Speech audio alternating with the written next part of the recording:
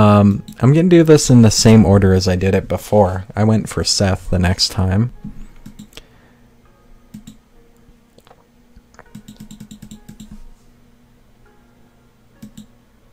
Yeah, and Seth is very forgetful. He forgot about the reading we're going to. And I reminded him. I caught him at a bad time, but we're actually very important to him. And yeah, he wants to talk to us, and he's fine with dropping a few books.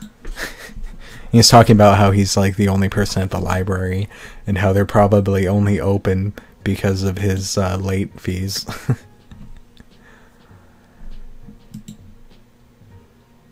We've got 2 hours, which is, according to him, plenty of time to meet up, to get our things done, meet up, hang out for a bit, and then go to the reading.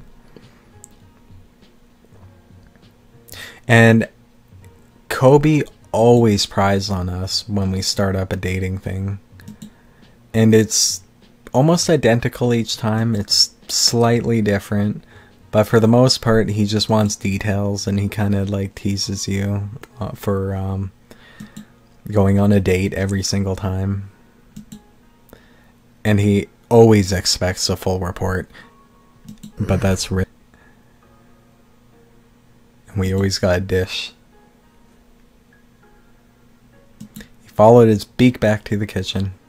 And Kobe's dad looks way younger in that picture. He looks like Ren said, that's like a prom picture or something.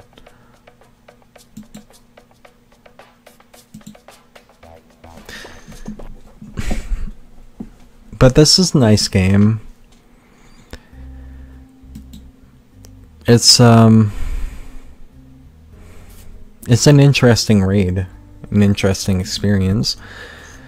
Sometimes the animations don't really match up to what the actual situation is. But here's the writer, and yeah, he's apparently written like 25 novels so far. Nick's the writer guy. Our buddy here, how did I forget his name? Seth MacFarlane, no. Has read 14 of his novels. Only because he couldn't bring himself to go back to the old ones, because he kind of jumped in halfway through and had a few spoilers that ruined the mystique.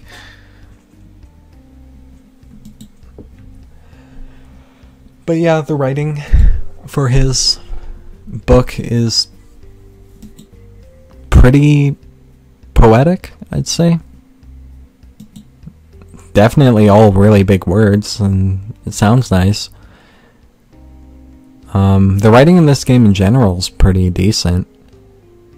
I find it depends on the different characters, actually. Like, this guy's storyline has a lot of big wording, a lot of fancy wording, even for your own character compared to the other characters. And I noticed, well, I'll talk about it later. Okay.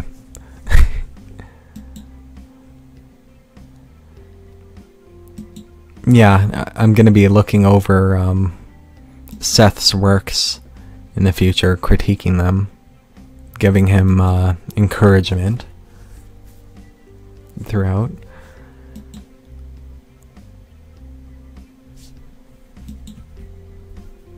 The art is really nice in this game. I just noticed that writer guy, he's at a lower resolution than Seth. It looks like he's been stretched, like that, drawn in the same size and then stretched to be bigger. I guess he's closer, but that doesn't make much sense, because I'm right beside Seth.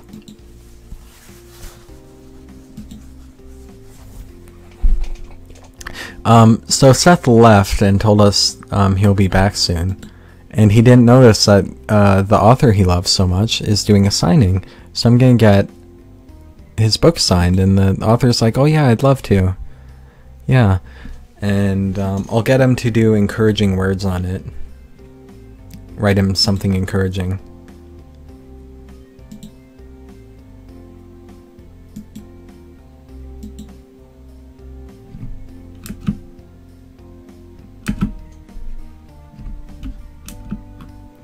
Something encouraging. Now, I don't know how much this affects stuff, but I'm sure this is the best way. Tell him not to steal my audience. I have to eat too. So I'm hiding the book now to surprise him later. And he's going to be having more readings in the future. We can come back to him. Kept us waiting just long enough.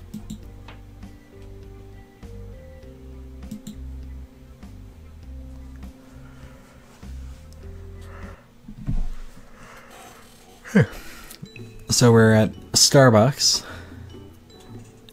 I can't quite read his cup, but Jack's definitely had Jack's written on his cup.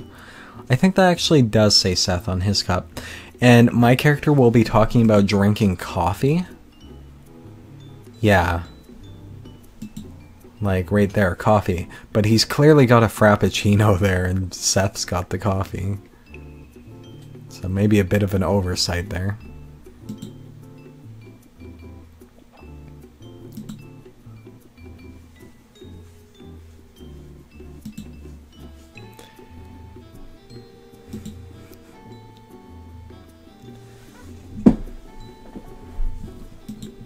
Yeah, he tends to get lost in his head a lot.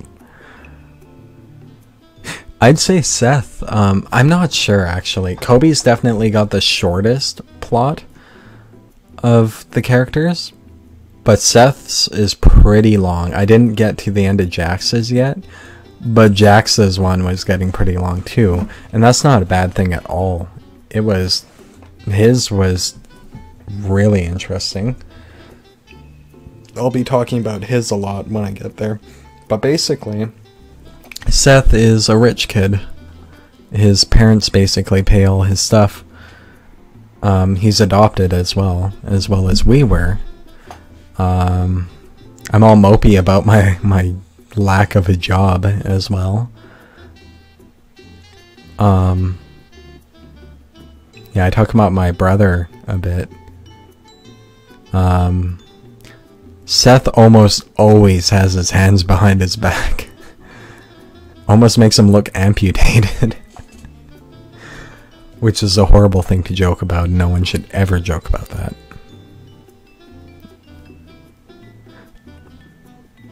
He brings his hands to the front every now and then, but he's usually got them behind his back. Kind of cute, but overused.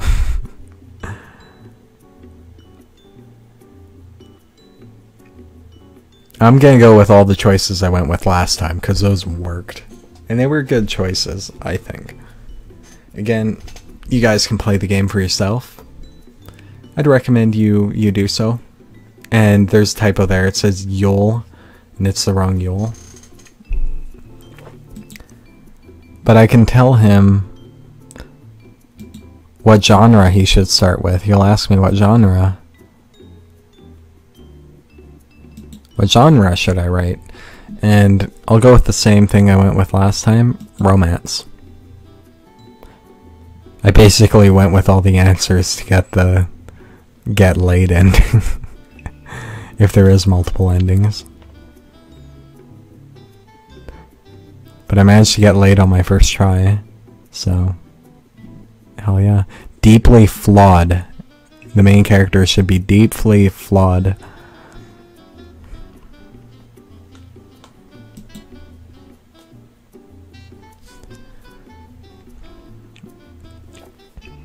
Now, being an artsy-fartsy person myself, I honestly chose the honest answers for these ones. Because I figured, hey, these will probably work the best, even though most people would probably be like, oh, that would be a disturbing answer. Well, artsy people are a bit disturbing. We don't like to be perfect all the time. We like there to be flaws that people have to overcome or live with. Ooh. We're just interviewing each other. That's how it's always been. Nothing's really turned, to be quite honest.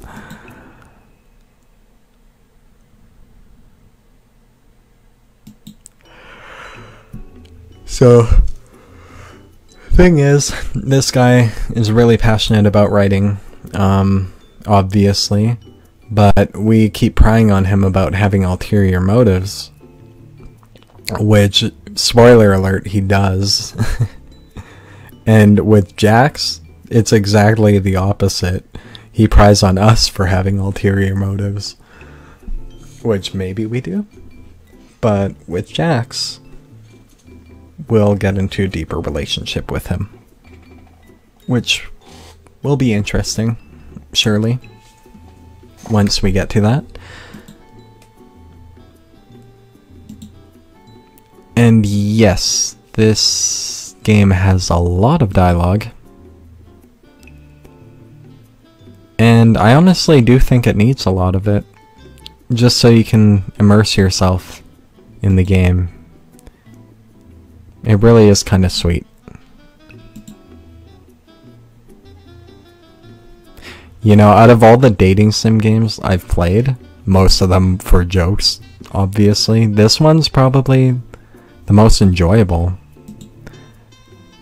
It's the most in-depth. It's got the best art and animations out of all of them. It's got the best music, for sure. And the writing is... it could use improvement, but it's nice. Most of them are horrible. like Babysitting Cream is on par with My Immortal, in my opinion. It's almost that bad at some points. This game isn't like that at all. Like, if anything, it's just overuse of big words that you read often, like ulterior motives, pops up like 20 times in the dialogue. And I'll kiss him on the lips. Forgive him. Some of the options are like just the obvious like troll option. The other two are kind of like, one's usually slightly better than the other.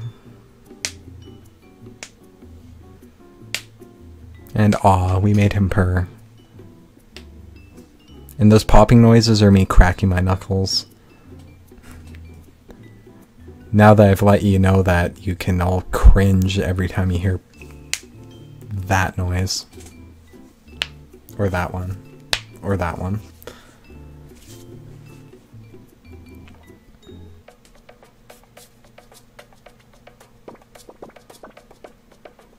The frame rate's really bad here.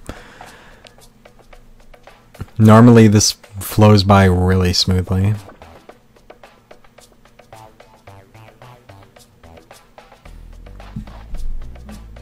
Actually, I'm gonna check to make sure on one thing.